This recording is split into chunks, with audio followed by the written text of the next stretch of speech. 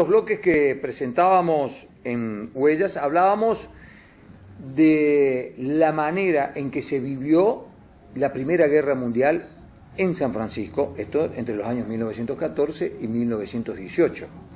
Contemporáneamente a esto que les contábamos sobre la manera en que se vivía la Primera Guerra Mundial en San Francisco, también había en San Francisco una vida social, una vida económica, una vida política que corría en paralelo al interés que en su momento tuvieron muchos jóvenes que vivían en San Francisco por ir a la guerra en Italia. En ese contexto se dieron también luchas políticas, luchas sociales, luchas gremiales. Hay un evento gremial, hay una huelga que se lleva adelante en el año 1917 que es poco conocida, es poco difundida en la historia de San Francisco. Así que sobre esa cuestión vamos a hablar hoy con Arturo. Arturo, 1917, mientras muchos jóvenes italianos pensaban en ir a la guerra, muchos jóvenes de San Francisco estaban en la guerra en Italia, bueno, aquí también había gente que luchaba por sus derechos y se desataban conflictos sociales. Hubo una huelga en 1917, puede ser la primera huelga que hubo en la ciudad o de la que se tenga registro. Claro, por lo menos la primera que nosotros tenemos registrada. Es una huelga que ocurrió en el mes de septiembre de 1917, donde se plantea el conflicto inicialmente en el ferrocarril.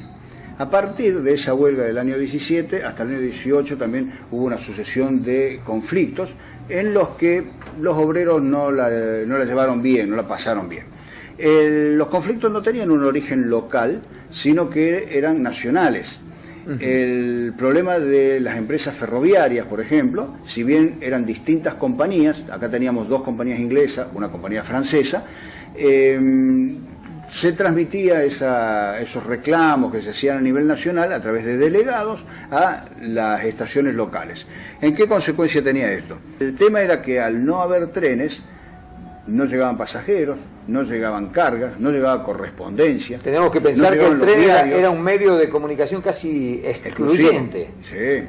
No Sí, había otro. Entre ciudades, sí. Entre ciudades y en distancias largas y para el transporte. Absolutamente. Los caminos eran todos de tierra, eran con carruajes, estaba el automóvil, el colectivo no existía, obviamente. Y la pavimentación de la ruta 19 fue del año 1936. Sí. Estamos hablando de 20 para el años año después. 17 y 18 no sabría decirte hoy por hoy qué ruta había pavimentada en el país, ¿cierto?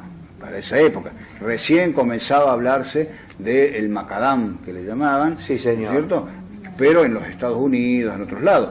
Las rutas de Argentina, la mayoría eran todavía todos caminos de tierra, muy supeditados a que llueva, que no llueva, que haya pantanos, que no. Entonces el transporte por antonomasia era el ferrocarril. Para hacer un parangón, a ver si me equivoco, Arturo, un paro de los ferroviarios en 1917 era equiparable a un paro del transporte urbano, interurbano y de camiones en la actualidad. Y de trenes juntos. Y de trenes. O sea, era absolutamente dejar sin transporte el país. Exactamente.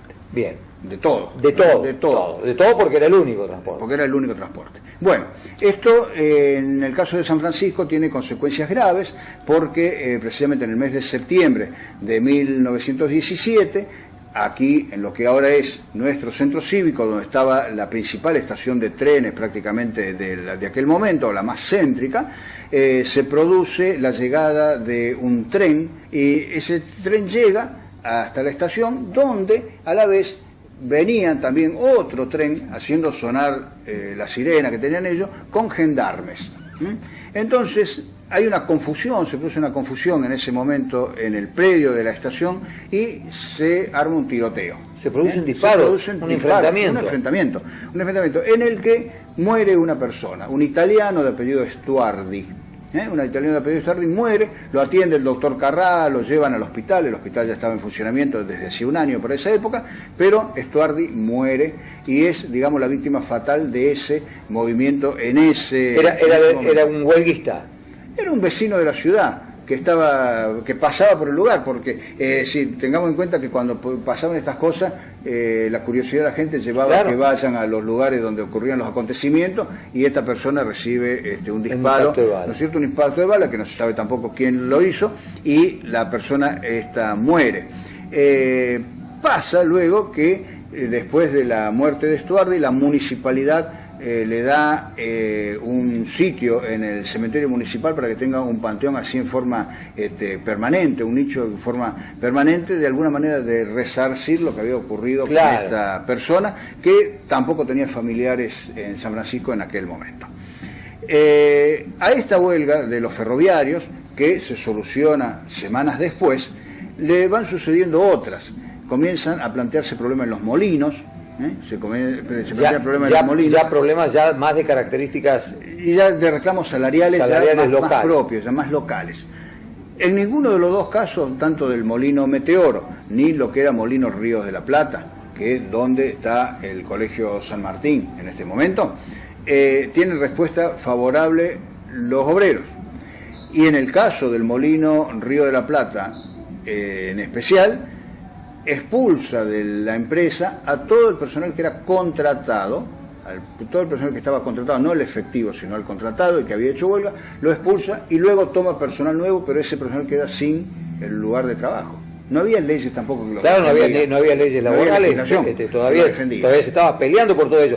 Los que impulsaban las huelgas en aquel momento eran fundamentalmente, tenían un sesgo muy ideológico porque pertenecían a partidos políticos, movimientos políticos. Claro, el que los acompañaba era el Partido Socialista. El socialismo. El socialismo. Pensemos, 1917 recién se producía, todavía no se había producido en septiembre porque estamos hablando de octubre. En octubre se producía la revolución bolchevique. En Rusia, exactamente. En Rusia, exactamente. Y ahí comienza la expansión después del comunismo. Bien. Que en San Francisco tuvo una repercusión muy pobre siempre, ¿no es cierto? El comunismo, digamos, siempre estuvo todavía un poco detrás de lo que era el socialismo, o sea, no caló fuerte el comunismo en San Francisco, si bien hubo comunistas y hubo candidatos a concejales. Pero esta huelga de 1917 era impulsada por el socialismo. El socialismo, y acá en San Francisco estaba lo que era el centro socialista, se llamaba. No era el Partido Socialista, sino el centro socialista. Y de ahí surgían también candidatos a concejales, en fin.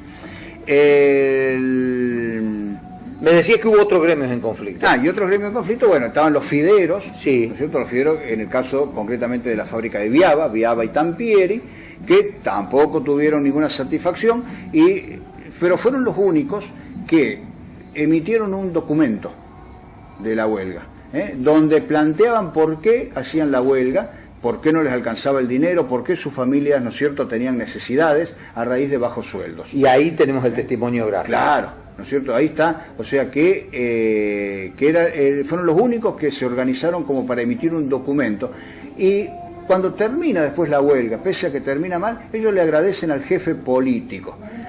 El jefe político era la autoridad máxima de la provincia en el departamento San Justo. Sí, tenía un poder muy fuerte, y era el que manejaba la policía también. No explican por qué le agradece, pero yo supongo que como él era la persona que tenía la policía a su disposición, a su cargo, no le habrá mandado a reprimir las marchas y las manifestaciones que ellos hacían. Entonces termina la huelga, no consiguen absolutamente nada, pero le agradecen al jefe político eso. Y el otro caso era también en La Calera, teníamos la fábrica de cal, claro, La Calera de Patruco, donde también los obreros pedían una mejora salarial, pero la respuesta de la empresa fue que en razón de que ellos no necesitaban ningún personal especializado, la persona que trabajaba en el lugar no tenía que tener ninguna capacitación, o sea, directamente que era un trabajo bruto y sin ninguna necesidad de instrucción, lo que le pagaban estaba bien pago. Esa fue la respuesta que dio la empresa. Estamos hablando de unos 45 pesos mensuales. Durísimo, ¿no? Porque pensemos que no estaban las 8 horas, no había aguinaldo, no había vacaciones, es decir, las condiciones laborales eran pésimas. Y un trabajo muy duro, muy fuerte. Y un trabajo muy fuerte, y eso se reflejaba en la ciudad, donde ya había reacción social. Exactamente. Precisamente Girán Rodríguez fue un poeta que hubo en San Francisco, en una época fue redactor del diario La Voz de San Justo, en otro momento fue funcionario municipal de Trigueros de Godoy, pasados los años, y Girán Rodríguez saludaba de alguna manera a través de las páginas del entonces semanario el hecho de que surgía una conciencia social de los trabajadores en San Francisco, pero alertaba que, dice, ojalá esto sea para bien, para conseguir mejoras sociales, y no sea algo que se extralimite y nos lleve a consecuencias, dice, que después tengamos que lamentar. Eso es lo que ponía Girán Rodríguez en aquella época. Bueno, años después tuvimos la huelga del año 29, pero entre medio todavía hubo otros movimientos bastante... Que ya lo vamos a repasar. Sin duda, lo que decía Girán Rodríguez, de lo que él decía, lo que sucedió es que, bueno, finalmente después de mucha lucha y de sangre que corrió, las mejoras sociales fueron llegando, gracias a Dios, ¿no? Bien, la huelga de 1917, de septiembre de 1917, la primera huelga de que tenemos registro en San Francisco, es lo que estuvimos repasando en este bloque.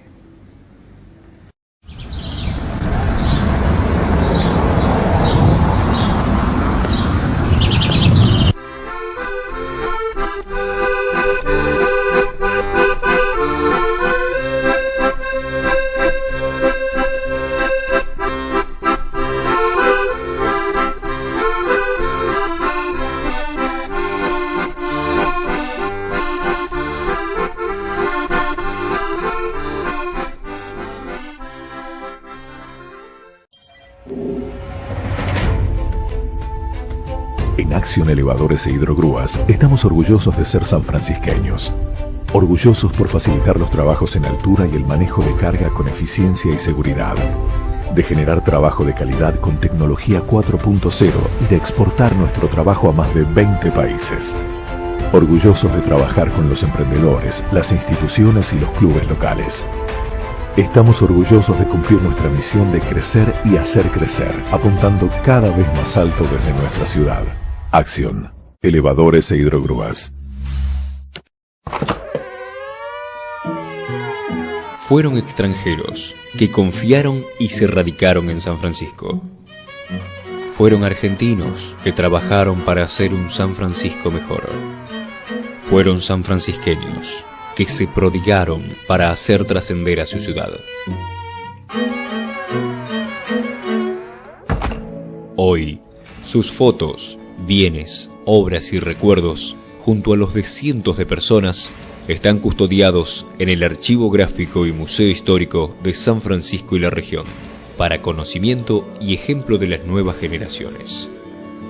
Esta entidad cuenta con un terreno, un valioso patrimonio, el trabajo voluntario de muchas personas desde 1996 y un proyecto para dar a San Francisco y la región un archivo y museo de real jerarquía. Y para ello necesita el apoyo de la comunidad. ¿Cuál será su aporte para que esta obra se concrete? Archivo Gráfico y Museo Histórico de San Francisco y la región.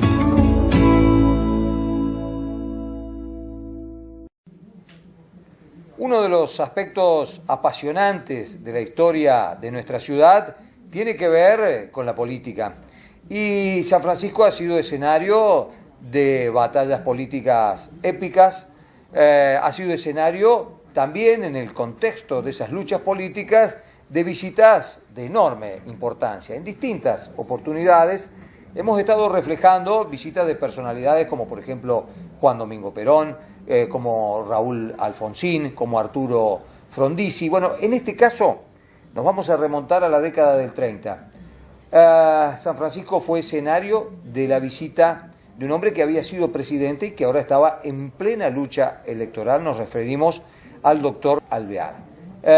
Arturo nos va a hacer viajar en el tiempo y nos va a contar qué características tuvo este hecho que fue realmente extraordinario, y podemos decir, ya él nos lo va a confirmar, que en torno de la figura de Alvear se generó una de las manifestaciones más populosas que registra la historia de la ciudad de San Francisco. Arturo, esto es así, ¿no? El número de gente que había en la ciudad de San Francisco con esta visita era impresionante. Claro. Bueno, como siempre, los organizadores daban una cantidad mayor, los opositores era menor. No obstante, esta fue una visita que se produjo acá a San Francisco el 20 de octubre de 1935. Contanos antes quién era este personaje, ¿no es cierto? Porque estamos hablando de un expresidente radical. Claro, Marcelo Torcuato de Alvear. Exacto. Marcelo Torcuato de Alvear era en ese momento el líder del radicalismo en la Argentina. Había sido presidente, la serie de los gobiernos radicales había empezado en 1916 al 22 con Irigoyen, del 22 al 28 con Marcelo T. de Alvear, después Irigoyen hasta el golpe de Uriburu. Y en este momento era presidente el general Agustín P. Justo, que era un militar que que había llegado al gobierno por elecciones, pero con una alianza, ¿no es cierto?, que era la Concertación, que tenían los radicales impersonalistas, que eran los que se oponían a Irigoyen, un sector del socialismo y también otra parte del Partido Demócrata Nacional, que era el PAN. Elecciones que, para variar, estaban muy teñidas, sí, muy de haber sido cuestionadas, fraudulentas, por su transparencia, ¿no es cierto? Precisamente de ahí viene, ¿no es cierto?, lo de la década infame en los años 30, de los años 30, que corresponde a este periodo, que termina después, ¿no es cierto?, ya con el presidente Ortiz, y el golpe del 43 después. Pero te decía, esta visita de Marcelo Torcuato de Alvear, líder de una fracción del radicalismo, que llega a San Francisco para apoyar a la fórmula de gobernador y vice, que eran Amadeo Sabatini, Alejandro Gallardo, que era un médico de Saturnino María Laspiur, que iba como candidato a vicegobernador y que efectivamente resultaron elegidos en el mes de octubre. Y en el mes de noviembre se iban a realizar en San Francisco las elecciones para intendente, donde iba como candidato a intendente precisamente Raúl Guillermo Villafañe. Claro. Un acérrimo opositor, el intendente de ese momento, que era Serafín Trigueros de Godoy. Trigueros de Godoy buscaba una nueva elección. Una reelección más, ¿no?, porque ya había sido reelecto en otras oportunidades. Y el mismo día en el que llega Alvear a San Francisco, el Partido Demócrata de San Francisco hace su convención y designa como candidato a intendente a Salvador Leiva, que a la postre en las elecciones resulta después tercero. Bien, una elección de tres. Claro. Si uno registra en la historia, digamos, la composición política de San Francisco normalmente genera tres fuerzas políticas en cada elección, en disputa en cada elección, ¿no? Y está bastante pareja, porque en definitiva cuando se hace la elección de Villafañe gana por 311 votos y en los padrones votaban nada más que los varones en esa época todavía. Sí, señor. En los padrones nacional gana Villafañe bien, pero el triunfo dentro de los extranjeros que votaron ganó Trigueros de Godoy. En la suma de votos, evidentemente, había una diferencia de 311 votos a favor una elección ajustada. Ajustada para la época, de Villafañe sobre Trigueros de Godoy, y el demócrata, que era Salvador Leiva, es una persona que quedó en tercera ubicación. Entonces Marcelo Torcuato de Alvear llega a San Francisco con dos misiones: apoyar a Sabatini para la gobernación y para Villafañe para la intendencia. Dos triunfos. Sí, por supuesto. Porque Sabatini también ganó. Sí, Sabatini ganó. El tema es que llega Alvear por tren a la estación que estaba todavía ubicada en lo que actualmente es el centro cívico nuestro. Ahí es recibido por una numerosa cantidad de gente, se estiman unas 6.000 personas en ese lugar, y es recibido precisamente por Augusto Buero, que era el líder del radicalismo de todo el departamento de San Justo, durante muchísimos años. Incluso Augusto Buero, aparte de haber sido momentáneamente intendente de San Francisco, fue en otro momento también diputado nacional. Claro. Diputado nacional. Era una persona que incluso se comenta, ¿no es cierto?, invertía fortunas en cada una de las campañas electorales. ¿No? Bien, estaba una mención que había hecho Alberto Navarro en uno de los escritos que él hizo, donde menciona que en una oportunidad, que era esta precisamente en que Alvear estaba en San Francisco, donde Buero le da un cheque en blanco a Alvear para que él lo llene y lo destine a la campaña política, cosa que después obviamente Alvear no aceptó, pero él le ofrece un cheque en blanco. O sea, era una jugarse, ¿no es cierto?, absolutamente por una cuestión partidaria. Habla del compromiso de Buero y de la influencia que tenía Claro. en la ciudad y en la Sí, región. y la confianza que tenía en la persona en la que estaba entregándole ese documento. Claro. ¿No? Claro. Bien, se organiza entonces desde la estación ferroviaria que estaba en donde está ahora el centro cívico, una marcha, una caravana que va acompañando a las autoridades con una banda de música, incluso al frente y todo, van hasta lo que era Pasaje Mitre, que actualmente es el Pasaje Lisandro de la Torre, toman 25 de mayo y vienen hasta el sitio que está enfrente del Banco Nación, que era un lugar habitual de concentraciones de políticas y gremiales de aquella época. Claro.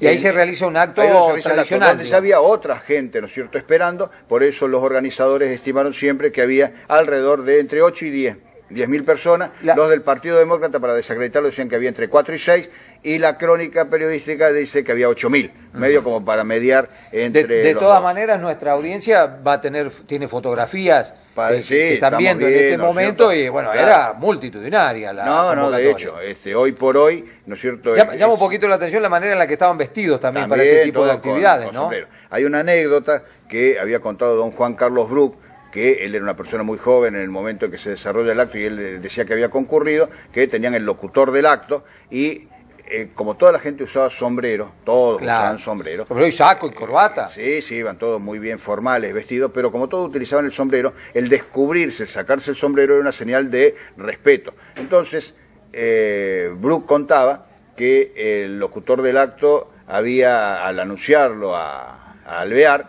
él invita, dice, se descubre el pueblo, dice, ante el gran republicano que nos visita, en fin, y entonces dice que Alvear, que era una persona muy grande físicamente, lo aparta, ¿no es cierto?, así bastante bruscamente, y dice, no, dice, el que se descubre, dice, es el político ante su pueblo. Claro, eso fue una ovación, dice Bruc, que él los compra todos. Dice, él no sabía Bruc, dice, si eso fue armado o si ocurrió realmente por iniciativa del locutor, que él le pedía que la gente se quite el sombrero ante la presencia de Alvear, pero no, el que se quitó el sombrero fue Alvear.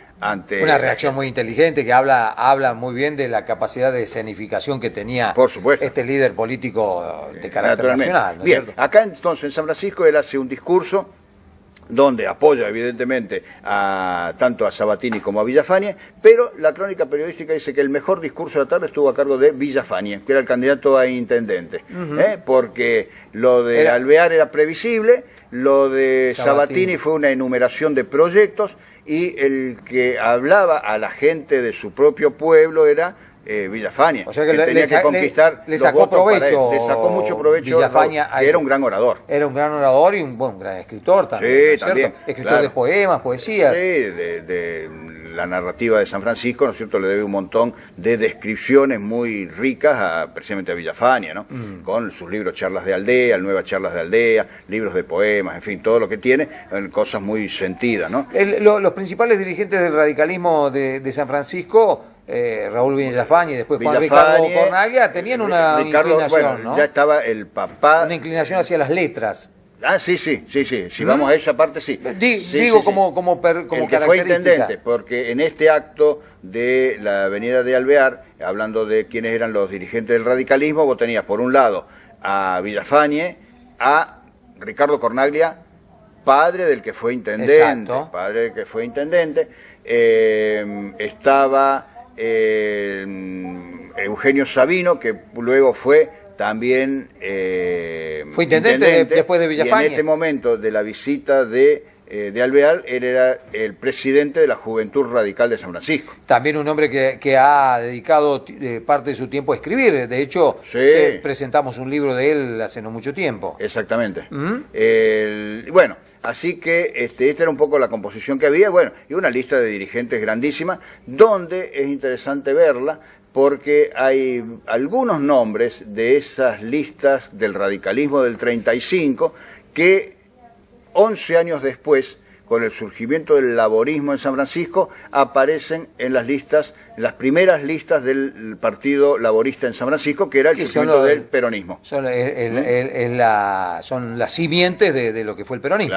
Claro. Muchos radicales que se pasan al peronismo. Y había otros dirigentes departamentales que estaban, ¿no es cierto?, participando de esto, como, por ejemplo, Rómulo Cunio Vecini. Claro, un hombre de Devoto. Que de Devoto. Bueno, que fue una personalidad muy grande. Tristán Pascasas, que había sido intendente de San Francisco y luego durante el gobierno de Sabatini fue jefe de la policía de la provincia. Otro hombre muy dedicado al tema de las letras. También. Que ha dejado mucho escrito. Dejó mucho escrito. O sea, el político de aquel momento dejaba mucho testimonio escrito. Es más, Alvear deja en un escrito, y está la fotografía de cuando él está haciendo su escrito, un testimonio que La Voz de San Justo lo publica y se vanagloria de alguna manera de titular muy grande, decir que Alvear a través de las páginas de La Voz de San Justo mandaba un mensaje al país, claro, que es un escrito muy chico donde Alvear insta a pensar mucho el voto que se iba a emitir en las próximas elecciones, tanto las provinciales como las municipales y luego las que vengan como nacionales, porque la situación política en el país no estaba del todo clara, estaba bastante enrarecida también. Claro. Y bueno, es el año en el que precisamente matan en el Senado de la Nación a Enzo Bordavere, claro, que se atenta contra Alessandro de la Torre. Fue el año en el que, bueno, históricamente muere Carlos Gardel también, claro, nada que ver con política, pero es un hecho histórico que marca también ese año. Son esas épocas en las que, bueno, y San Francisco se aprestaba e iba rumbo a la celebración de sus 50 años. Claro. O sea, un pueblo absolutamente nuevo, joven. Claro, ¿no? al año siguiente. Al año siguiente, en el año 36. Arturo, Alvear, además de este acto político, ¿tiene algún otro tipo de actividad? ¿Se usaba en esa época hacer almuerzos? Sí, hacer un banquete grandísimo que se sirve en la sala del Teatro Colón. Ajá. O sea, el Teatro Colón era un cine donde las butacas se movían, o sea, se podían retirar. Entonces, en el Teatro Colón es donde se sirve un almuerzo, donde hay nuevos discursos, por supuesto, y bueno, donde hay fotos muy interesantes, precisamente de Augusto Buero, con Villafañe, con Alvear, con Sabatini, con Gallardo, y donde, bueno, una concurrencia absolutamente, digamos, de varones, y donde hay algunas fotografías en las que la presencia de las mujeres estaba dada en los balcones de lo que era el teatro. Perfectamente separados, hombres de mujeres. Y hombres de claro, mujeres. La mujer no era un objeto de interés político en esa época porque obviamente no votaban. No votaba. Así que bueno, ese fue un poco el recuerdo de ese paso, ¿no es cierto?, que tuvo este expresidente de la Argentina, San Francisco, pero lo importante era el poder de convocatoria que los partidos políticos también tenían en actos públicos. Hoy es mucho más difícil llevar a gente a actos públicos, han cambiado las formas de comunicación, ¿no es cierto?, los medios también de comunicación, claro. Entonces todo se hace, digamos, de una manera diferente. Y antes también la gente era muchísimo más expresiva, me parece, en esas cosas, ¿no? Se manifestaba más públicamente acá o en otros lugares, tanto para un político como para un deportista, para un artista, cuando llegaba, el afecto que se le hacía llegar era mucho más intenso. San Francisco, escenario de pujas, de luchas políticas en el relato de Arturo. Muy interesante la historia de la ciudad, también escenario, en este caso, de la presencia de una figura relevante de la política nacional, como fue Marcelo Torcuato de Alvear.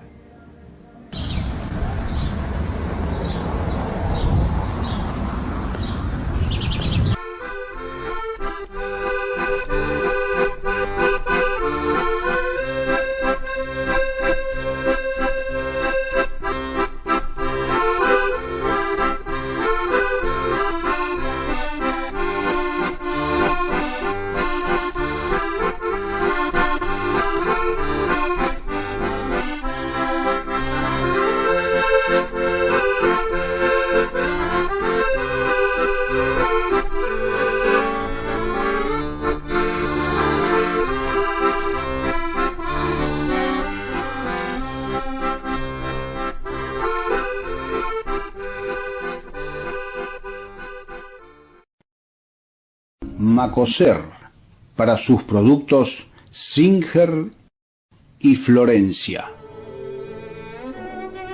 Presentó con exclusividad este programa de difusión educativa y cultural.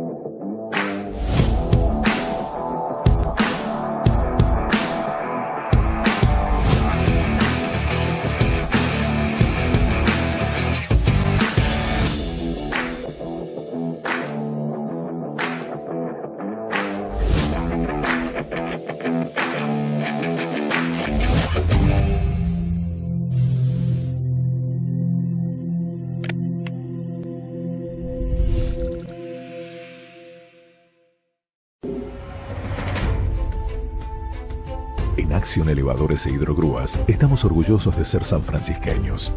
Orgullosos por facilitar los trabajos en altura y el manejo de carga con eficiencia y seguridad. De generar trabajo de calidad con tecnología 4.0 y de exportar nuestro trabajo a más de 20 países.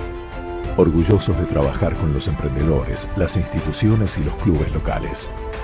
Estamos orgullosos de cumplir nuestra misión de crecer y hacer crecer, apuntando cada vez más alto desde nuestra ciudad. Acción. Elevadores e Hidrogrúas.